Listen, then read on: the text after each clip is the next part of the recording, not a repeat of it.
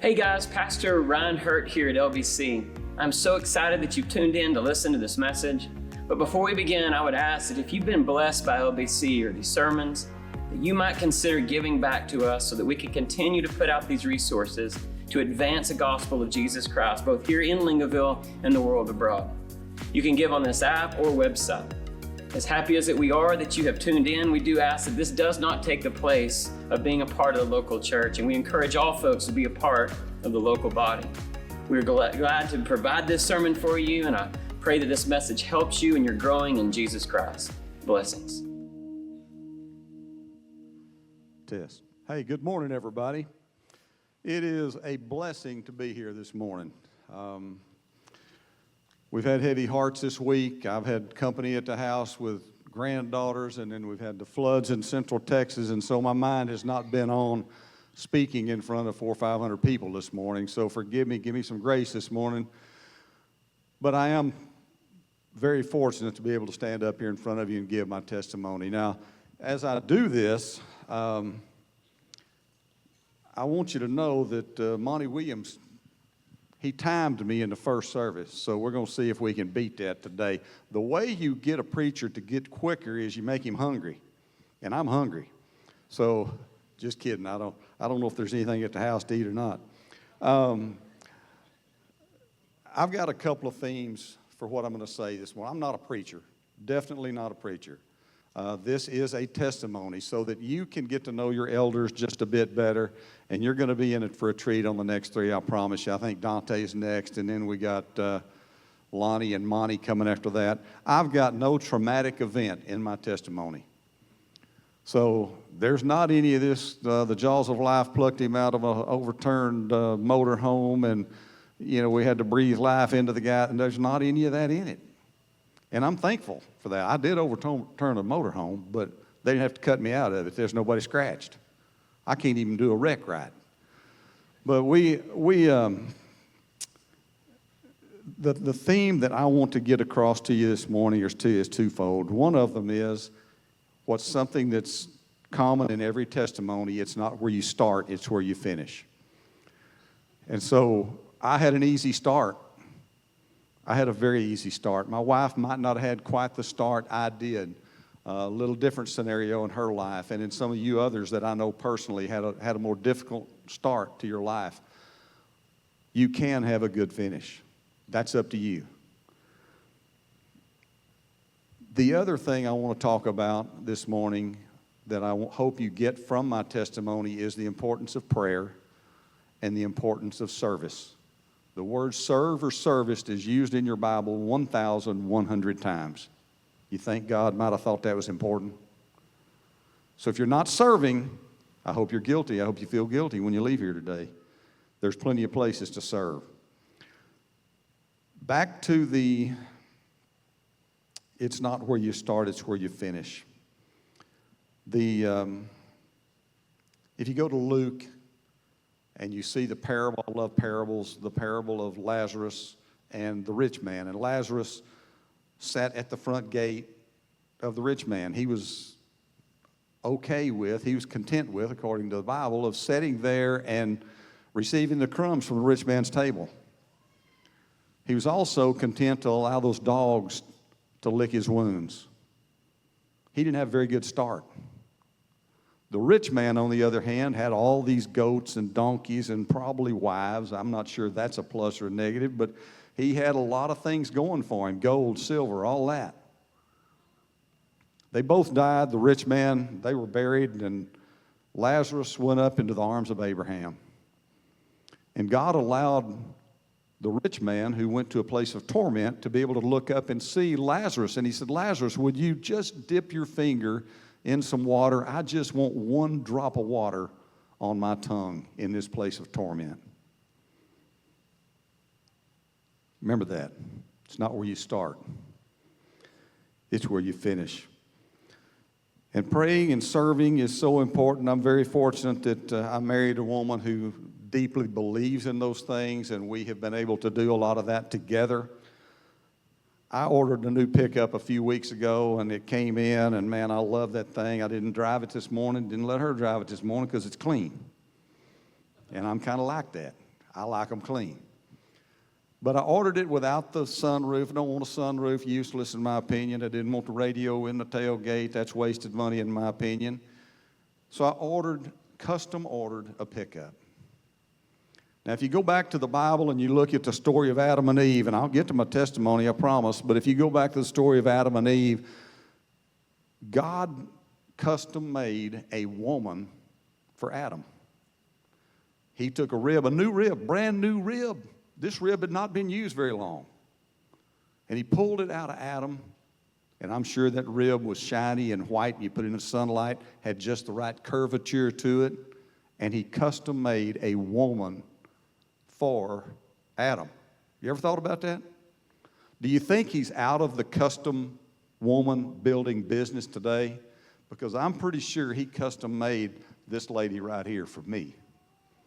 And if you're single in here today, male or female, doesn't matter, I'm going to tell you how you get to that point of you finding that custom-made mate. Because they're there, you got to look in the right places.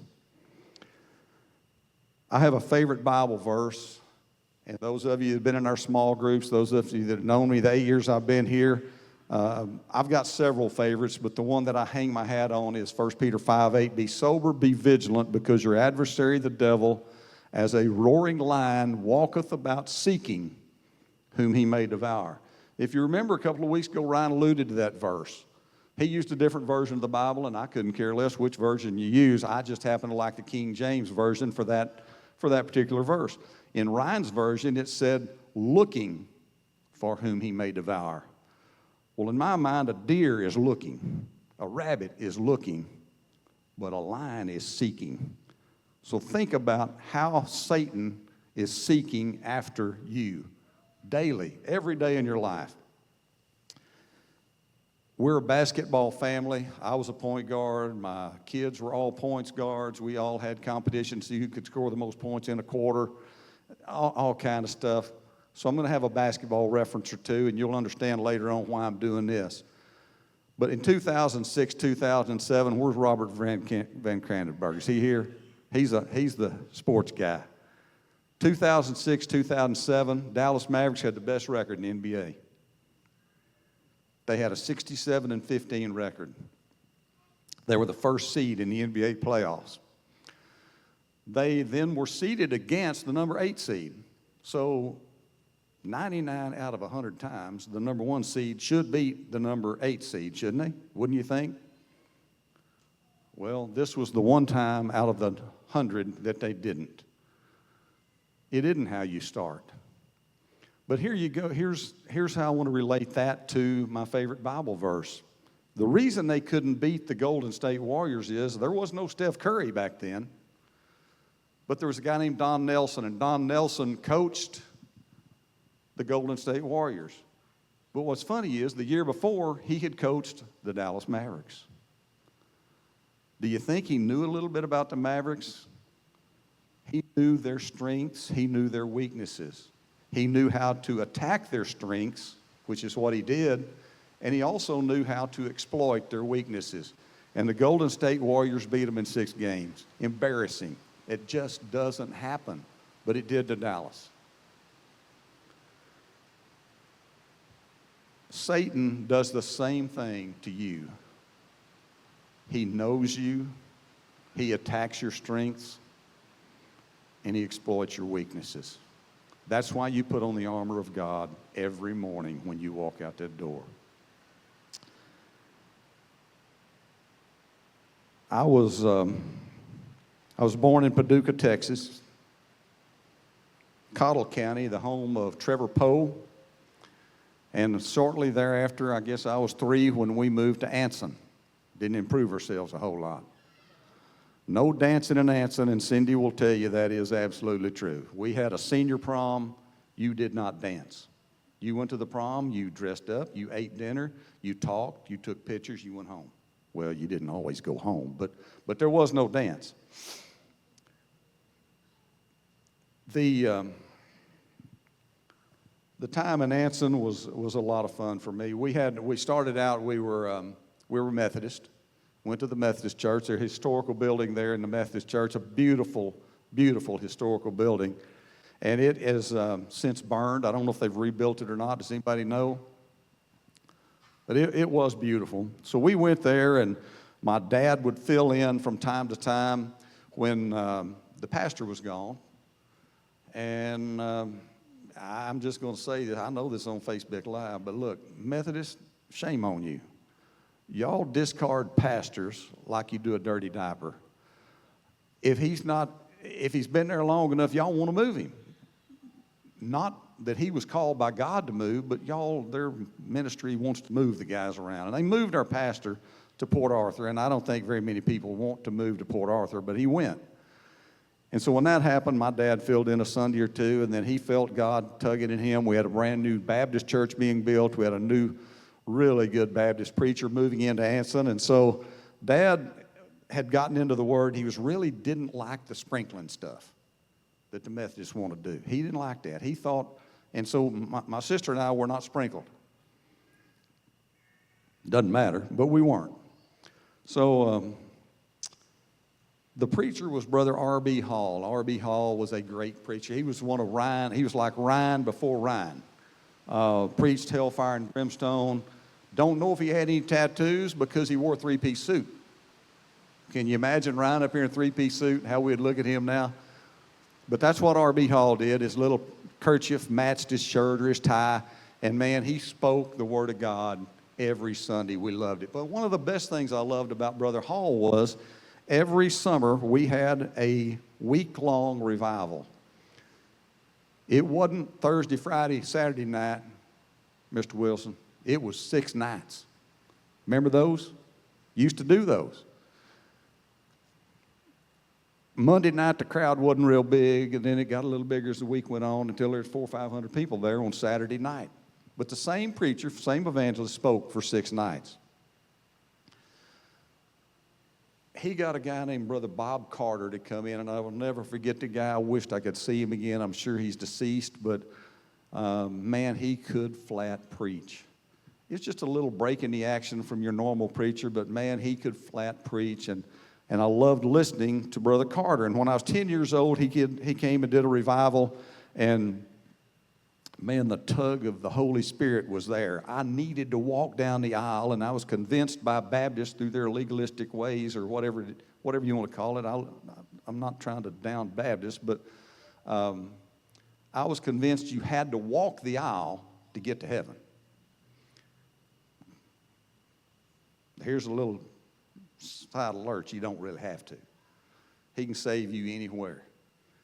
But I was convinced that that's what you had to do, make a public profession of faith in God. Yes, you do need to make a public profession, but you don't have to walk down the aisle. I was scared to death to do that.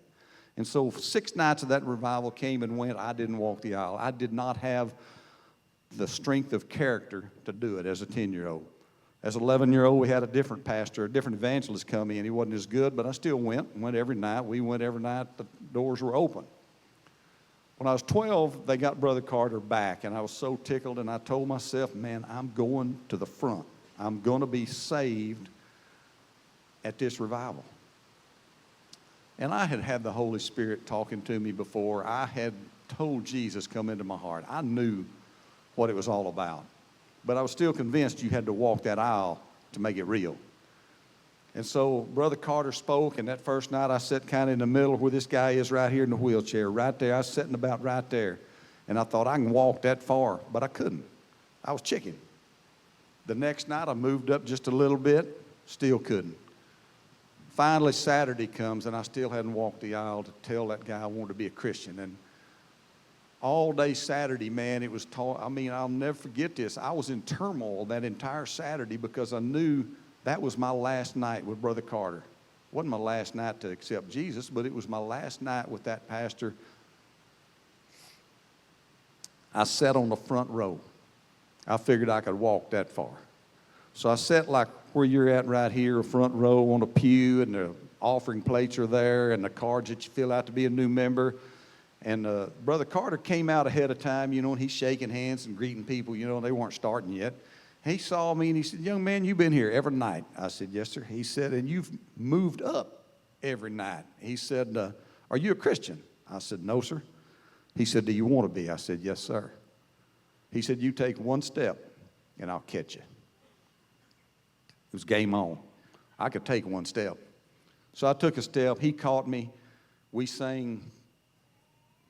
He counseled me. There were 6 or 7 of us that night that accepted Jesus. And we sang, Lord, send a revival. And I'll never forget it. It was quite an experience for me to get that over with. We got home. My parents were elated. They were just, I had great Christian parents.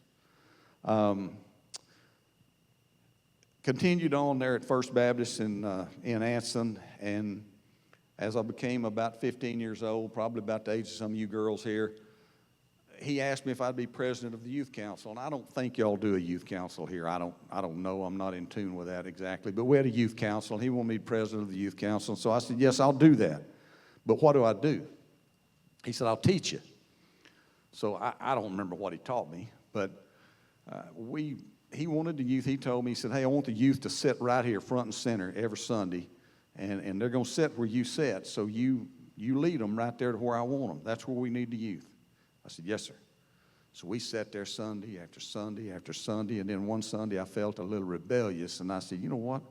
I'm going to sit at the back. I never sat at the back. I wouldn't ever sit at the back again after what happened. But I had a couple of buddies, they said, we're going to sit at the back. I said, well, I am. Y'all don't have to sit back there. I've never sat back there. And I had a little lady I wanted to sit next to. So I had my Juicy Fruit chewing gum. I don't know if anybody's ever chewed Juicy Fruit gum. Robbie, have you ever chewed Juicy Fruit gum? Yes, sir. It held its flavor for maybe 2.5 minutes, but you had good breath while it was good. And if I'm sitting next to a girl, I want good breath. I don't care if it is in church. So I had 2 pieces. So I was good for about 5 minutes there. Well, my mother had taught us, you do not chew gum in church. Period, end of statement. That's not where you chew gum.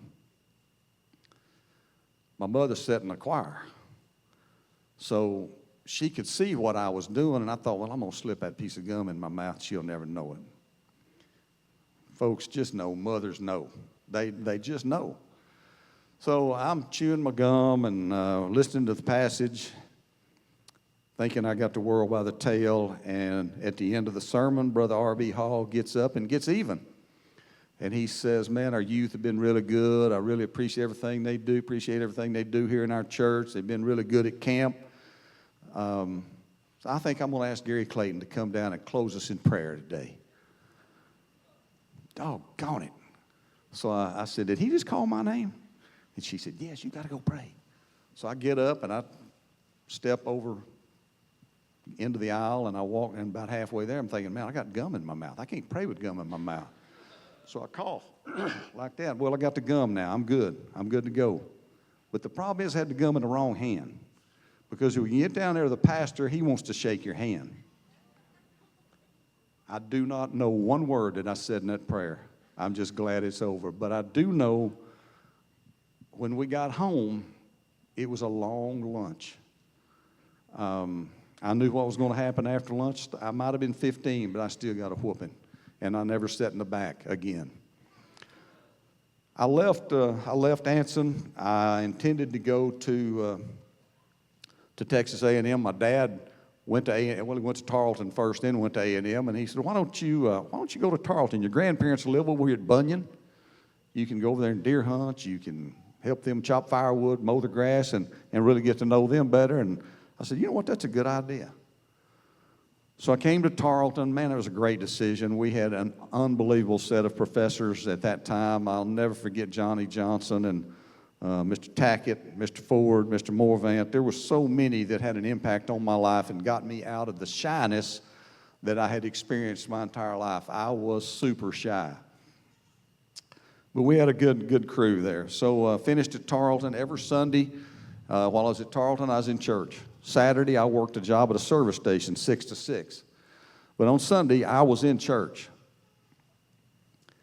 Well, I got out of Tarleton and I took a GRE, Graduate Records Exam. That's what they call it. One of the stupidest tests I've ever taken in my life to get into grad school at A&M. And I was sick the day of the test. Felt terrible, but I thought, man, I've got to go. It costs $50. I got to go take this test. So I go and I take the test, and about 6 or 8 questions from the end, man, my nose is fixing to run all over the test. I'm about to cough. I was fixing to disturb a lot of kids that were in there with me taking that test. I got up and left. I got my score back. You got to have 1,000 to get in. I had 980. If I'd stayed, just maybe marked 2 or 3 more questions, I'd have got in. I was distraught because I didn't think I was going to get to go to A&M, and that's what I really wanted to do. And about the middle of the summer, I had a really good job. I was working for the National Cotton Council at the time, and I got a phone call one day. It was a guy from A&M. He said, "This is Gary Clayton." I said, "Yes, sir." He said, "Listen, we want to offer you a research assistantship at A&M in the Ag Education Department. Would you be interested in doing that?" I said, "Yes, sir." And on to A&M I went. And folks, you can make fun of us all you want to. It doesn't matter to Aggies if you make fun of them. We make fun of ourselves. But it was one of the best decisions I ever made in my life. A conservative agricultural university, and I loved every minute of it. I was not a wild child. I can't be. I don't like staying up late. I don't like partying. I just like people. At A&M, I did a little backsliding. We and my roommates, we just decided that the best thing on Sunday morning was IHOP with 3 pancakes, 3 pieces of sausage, and 3 fried eggs. That's what we did, and then sit there and drink coffee for an hour and read the Houston Post. And that's what we did for 2 years. Didn't go to church. Got out of A&M, and my prof or my advisor told me, he said, "Gary, look, you want some help finding a job?" I said, "Sure."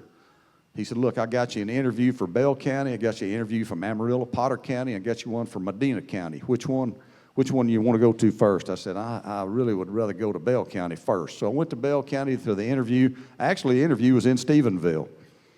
And the guy, I knew who the guy was. He just didn't know me. And at the end, he said, "You're Gary Clayton." He said, "Are you kin to Kirby Clayton?" And I said, "Yes, sir, that's my dad." He said, "Why didn't you tell me that?" I said, "Because he's not the one applying for the job." And he hired me on the spot. And I went to Bell County and started May 16th, 1979 at $12,200 a year. My Polaris cost twice that. But I thought I was in high cotton. So go there, we had 1,200 4-H kids. We had 20 4-H clubs. I was the 4-H agent. I had to trim hooves. I had to trim cattle. I had to select pigs. So while I was in Bell County, I learned how to judge a lot of things and began to judge county shows. I trained a national champion livestock judging team, a couple of state winners. I loved it there. But I was super, super busy, and I really didn't have time for girls. And one of my 4-H'ers, don't get mad at me, Cindy, one of my 4-H'ers noticed that at the 4-H banquet, I never had a date. We go to a 4-H dance, I never had a date. And so she kind of passed around the idea, "Hey, I think Gary's gay." And that got back to me. Kind of hurt my feelings a little bit. So I found me a girlfriend. And Jennifer was a beautiful girl. Her personality was lacking a bit, but she was a beautiful young lady. And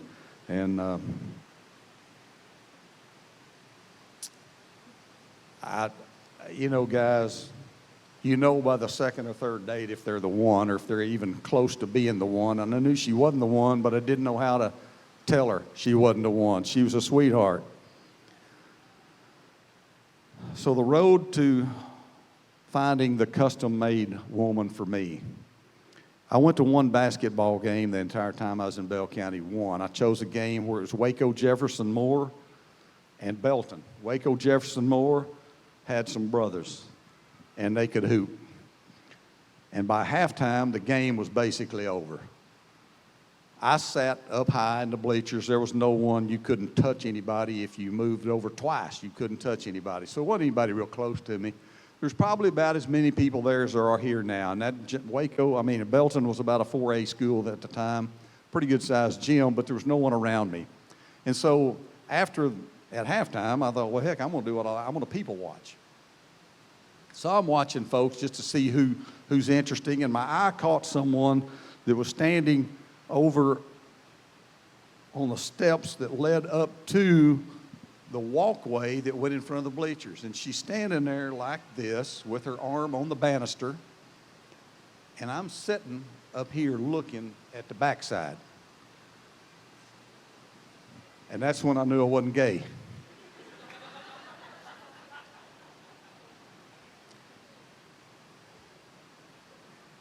I watched, and every person that stepped up those steps looked at her and spoke to her.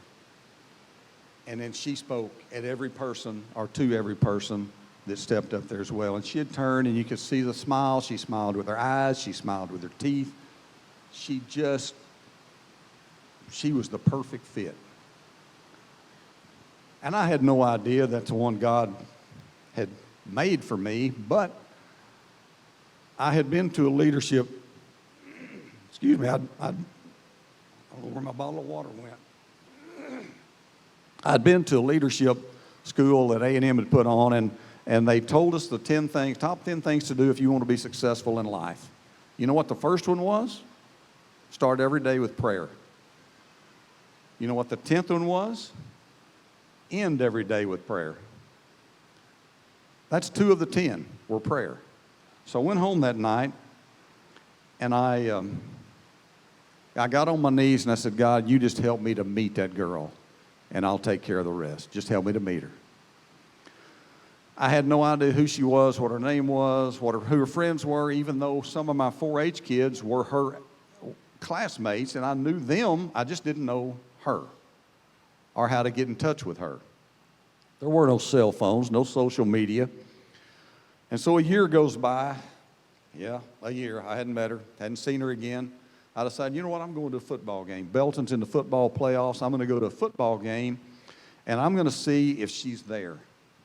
So I go to a football game. It's a playoff game in Round Rock. They played Austin Westlake, if I remember right. And I walk up the bleachers, and I go up the first aisle, and I look to my left, and guess who was sitting there? And there was no guy sitting next to her. She was sitting next to her mother. I didn't know it was her mother, but she sat next to her mother. So I go up, and I position myself so I can see if any guys show up. They didn't, but neither did I. He put her right in front of me. He's like, you prayed for her. There she is. What are you thinking? And I was so mad at myself. Being shy is not good. I went home at night and I prayed again. Another year goes by. It's God's timing, not mine. Another year goes by, and one of those 4-H kids that I had when he was a senior in high school, again, he was in the same grade as my wife, Cindy, and he came by the office just to say hello, and we caught up on each other's business and how he was doing at Texas, Southwest Texas State at the time, I think is what it was called. And he said, hey, have you got a girlfriend? And I said, well, sort of, but what do you got? And he said, I got somebody you need to meet. I said, okay, where are we going to do this? He said, well, meet me at the SPJST Hall in Holland, Texas. Everybody ever heard of an SPJST Hall? Are you Czech? Okay, that's a Czech dance hall is what it is, and there's lots of beer drinking and dancing goes on in there. We didn't do either one. So he said, meet me out there at 7 o'clock Saturday night, and I'll introduce you to her. I said, fine. So you guys know I raise cattle, correct? We raise some Hereford cattle. The purpose of this, by the way, this month is for you to get to know your elders just a little bit better. And I may be giving you a little more information than I need to. But we walk in the door. He takes me back to a side room that's off of the dance hall. There's a 6 or 8 foot folding table there, and there's 7 girls at that table. Now, every year when I wean heifers and get them growing, I cull some of the heifers. I don't keep them all. But at this table, they were pretty much all keepers. There might have been one cull. I think she did end up being a cull. But they were all cute. But at the end of that table was the curly-headed young lady that was standing right here on the edge of the stairs. And when I saw her, I knew that's who he's going to introduce me to. That's who he's got for me.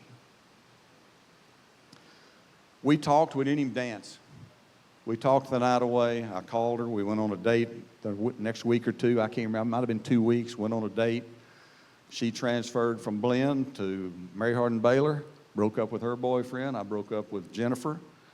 That was a messy deal, but anyway, we did that. And Cindy and I began to date, and we began to get just a little bit serious. I already knew that I knew, but I didn't know if she knew. And so I don't know what the guidelines are for how long you got to date before you can tell somebody, hey, I love you. And I don't know how long you're supposed to date before you say, will you marry me? Those kind of things. I wasn't really in tune with all that. I just knew that's the one I wanted. And so I'm getting serious and hoping she is, and I take her home one night or take her back to the dorm at UMHB, and we're in the parking lot, and I'm fixing to sneak a kiss, and she scoots over the other direction a little bit, and I'm like, wait a minute. What's going on? And so she says, I need to ask you something. I need to talk to you. We need to talk. Well, that usually means that's not a good end. We need to talk. She said, you haven't been going to church with me. And she said, if you're not going to go to church with me, this can't work. This was a Saturday night. I said, what time does it start? And we've been going to church together for, I don't even know how many years, 42 years. It's kind of ironic that Build 41, and in August, we are on number 41. That will be our 41st anniversary in August. So I think it's kind of cool that our church is at 41. I'm not real creative in how I propose. She and her sister and I went to pick out a ring, and I didn't have a lot of money. I bought as big a ring as I could buy, and I think in 1980, whatever it was, $1,000 is what I spent, and that just about ate all my savings. So I put the ring. They'd come in from a ski trip. She was doing laundry in the family. I don't know where the family was, but she's back in there doing laundry, and she left to fold some stuff, and when she did, I hid the ring in the dryer with the clothes, because I want her to know she's going to be folding clothes, doing a lot of laundry the rest of her life. I'm just kidding. So she found it. She said yes, and it's been awesome. Prayer. I prayed that I would meet that young lady. You single folks, that's the simple character. That's just all it takes. That is prayer. If you want to meet the right one, that's where I'd start. So we were, at the time, I knew I couldn't stay in Bell County after we got married. It was too busy. It's not a place to be young married because it was crazy. We had our daughter, Brooke, right quick, and then, the next year, I guess, we had Brooke. She's our oldest. And then we moved to Hood County. And we became involved in Hood County at First Baptist Church in Granbury. Loved it. We were directors. We began to serve in the church. We were directors of the Young Married Department. We grew that Young Married Department, quadrupled the number of members that were there when we started. And that's God. That's just being sweet and praying over people. And it was a wonderful time in our life. We moved in, I got a call to take a job in Wise County in Decatur, and then we became involved in First Baptist Church in Decatur. Again, serving in First Baptist Church in Decatur. We taught the youth. We taught the seniors for, I really don't know how many years, dear. It was 18, 20 years. We taught the seniors in high school. Loved it. Cindy loved it probably a little better than I did. There's times I wanted to get fed and I wanted to go to a Sunday school class, but we really basically enjoyed it. Another issue with prayer, when I retired and Cindy retired, we were driving back and forth to the ranch taking care of cows, and most of the cows weren't mine, they were my mother's. And so Cindy began to pray that we move to Dublin, and I began to pray that we stay in Decatur. I think you know who won. I loved Decatur. I still love Decatur, but I love it here now. And we We had a couple, we had just come in from the SEC championship track meet, actually, and had driven into our driveway, and somebody drove in behind us and said, hey, we want to buy your house. I said, it's not for sale. Well, we heard y'all have a ranch. You might move there, or would you sell it? And I said, yeah, we'd consider it, but well, can we look at it? So we put our suitcases up, and we had them come in and look around, and we thought, no big deal, they're not going to buy it. And about 10 days later, they said, can we bring an interior decorator? And I'm like, man, these folks may be, your prayers might be working, Cindy. And so they came in, they brought their interior decorator. I thought nothing more of it. We came to Dublin one weekend, and we're sitting there, we were working with cows, doing what we do when we get here. And I said, look, I don't want to move, but if that's what God wants us to do, let's pray about it right now. I grabbed her hands, I put my arm around her, and we prayed for God's will to be done. We said amen, and within 15 seconds, I kid you not, my phone rang. And they said, look, we'd like to make an offer on your house. Prayer. They made an offer, and I said, look, we're going to take your offer, but here's the deal. I'm not fixing a toilet paper holder. I'm not fixing a ceiling fan. I'm not paying an appraiser. Closing, nothing. That's net dollars in my pocket. He said, we understand, we'll do it. They bought our house, and we moved to a 1923 milk barn that we had remodeled out there on the ranch at Dublin. When we moved here, we were still toying with where are we going to go to church, and I'm getting close to the end here, folks. I know it's raining, so I don't know where else y'all need to be anyway, but we're getting close. We moved here, and we're toyed with where we're going to go to church. Our old pastor had moved to Stephenville. He's at First Baptist there. We knew that Cottonwood was a really popular church, and we thought we'd visit 3 or 4 churches. We went to Taco Casa to eat one day, and this guy walks in, a dairyman walked in there with his wife, and a guy, you know him, he's kind of one of those that says, yeah. He's here today too. They walk in, and then there's this guy that walks in, tall, skinny guy, walks in behind him, had a cute little wife with him, and he's holding the door. And when she walked in, he slapped her on the rear end. Cindy and I are next. I said, dude, my wife's next. No slap on the butt. So we walked in, we sat down to eat, and we sat close enough to them, and they said, and by the way, Johan and Sonia were the other couple. Richard and Kelly were the others too. So we walk in and we eat. They said, man, y'all need to come to Lingoville Sunday. Well, we'd planned to. We thought we'd do that. We came to Lingoville. There might have been 50 people here. That's 8 years ago, maybe 50 people, and we've never left. Prayer and service. We served in Granbury. We served in Decatur. We're serving here in Lingoville. If you're not serving, you're cheating yourself. I'm just going to tell you. If you're here today just to have a butt in a seat so you can check that box, I went to church Sunday, you're here for the wrong reasons. And if you're going to walk out that door, now today you're not going to ask, where can I play golf or rope calves, unless you got an indoor arena, or where are we going to go to eat? If those are the things on your mind, you need to readjust your mind, your way of thinking. Remember, the Bible has the word serve 1,100 times in it. And if you're just willing to come in here and sit on your tail and get up and leave and not serve, you're no better than the priest in the story of the Good Samaritan. Think about it. The guy's beaten, left for dead on the side of the road. His clothes are tattered. He's bleeding. What does the priest do? He walks around him. Oh, I've been to church. I've already served today. I've been to the church. I don't need to help him. Somebody else will come along and help him. Somebody else did come along and help him.